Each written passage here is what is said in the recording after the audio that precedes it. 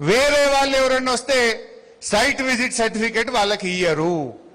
దాంతో ఏమైతుంది, ఇద్దరికో ముగ్గురికే site visit certificate ఇస్తే వాళ్ళు అనుకున్న ఆ ముగ్గురే ఎక్సెస్ టెండర్ వేసి వేల కోట్ల రూపాయలు సింగరేణికి నష్టం చేసిండ్రు.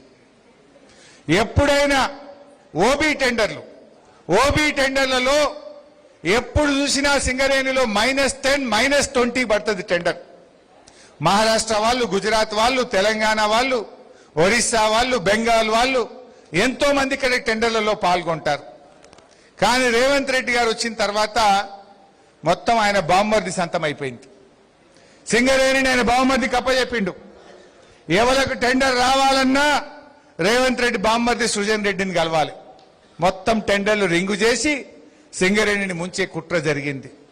నేను నోటి మాట చెప్తలేను, నేనేమి ఆధారాలు లేకుండా మాట్లాడతలేను. నేను మాట్లాడే ప్రతి మాటకు నా దగ్గర ఆధారం ఉంది. నేను చెప్పే ప్రతి మాటకు నేను కట్టుబడి ఉన్న తప్ప రాజకీయాల కోసం మాట్లాడే ప్రయత్నం అంతకంటే చేయట్లేదు. ఇది ఓపెన్లో బయట లాన్లో పెట్టుకుంటే అయిపోవన్న చెమటలు గారి చచ్చిపోతున్నాం. బయట లాన్లో పెట్టుకుంటే అయిపో అసలు. సరే, అయితే ఈ సైట్ విజిట్ సర్టిఫికేట్ వచ్చిన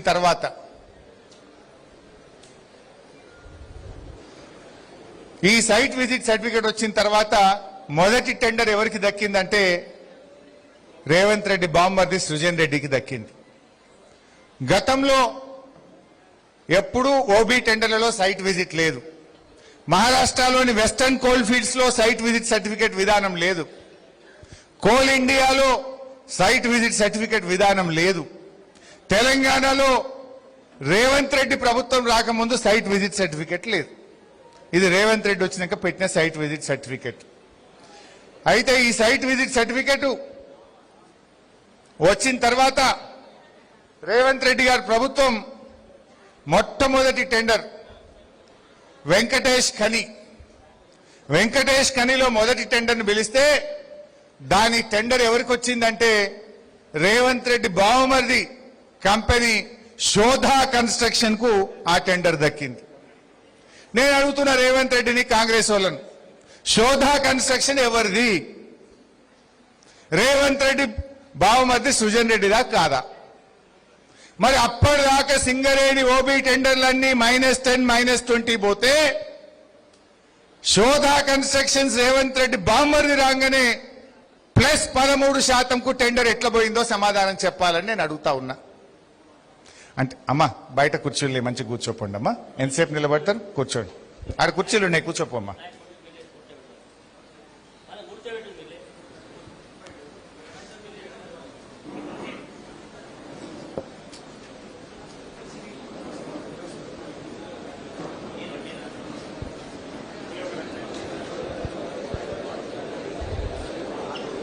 సో ఈ టెండర్ +13% పోయింది.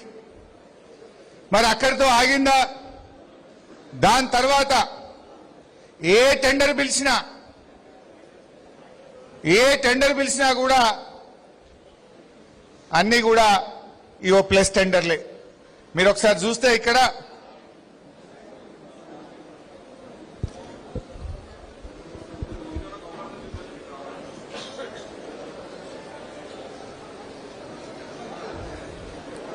మూడోది చూడండి మీరు.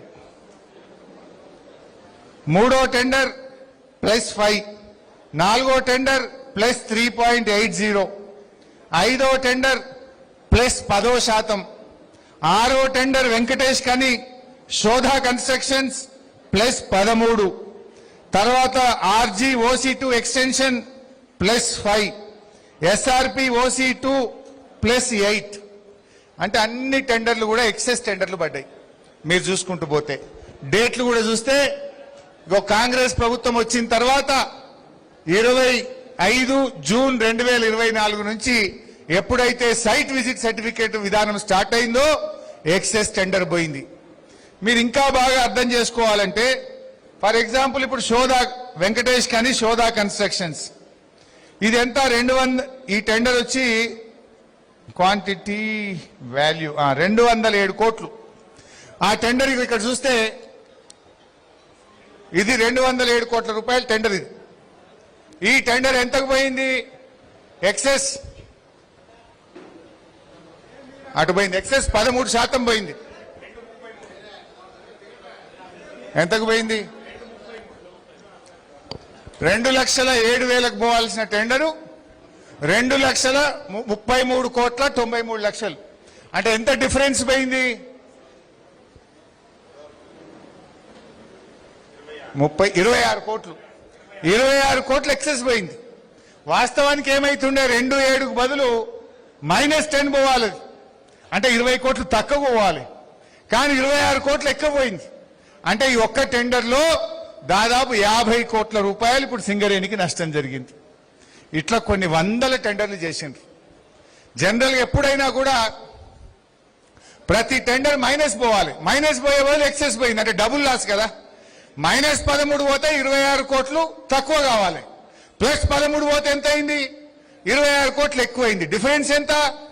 52 కోట్లు సింగరేణికి నష్టం జరిగింది. అది ఒక్క రేవంత్ రెడ్డి బామ్మర్ది టెండర్. మరి ఆయన ఇప్పించిన మిగతా టెండర్లన్నీ లెక్క తీస్తే 100 కోట్ల రూపాయలు ఈరోజు సింగరేణికి నష్టం జరిగింది. నేను ఛాలెంజ్ చేస్తున్నా, బీఆర్ఎస్ ఉన్నప్పుడు ఎప్పుడన్నా సింగరేణిలో సైట్ విజిట్ సర్టిఫికేట్ ఉందా? బీఆర్ఎస్ ఉన్నప్పుడు ఓబీ టెండర్లన్నీ తక్కువకు మైనస్లు ఎందుకు పోయినాయి? రేవంత్ రెడ్డి రాగానే ఎక్సెస్ ఎందుకు పోయిందో సమాధానం చెప్పాలనా వద్దా? ఈ నష్టం ఎవరికి భారం? రేపు కార్మికులకు నష్టం. రేపు కార్మికుల జీవితాలు ఆగం.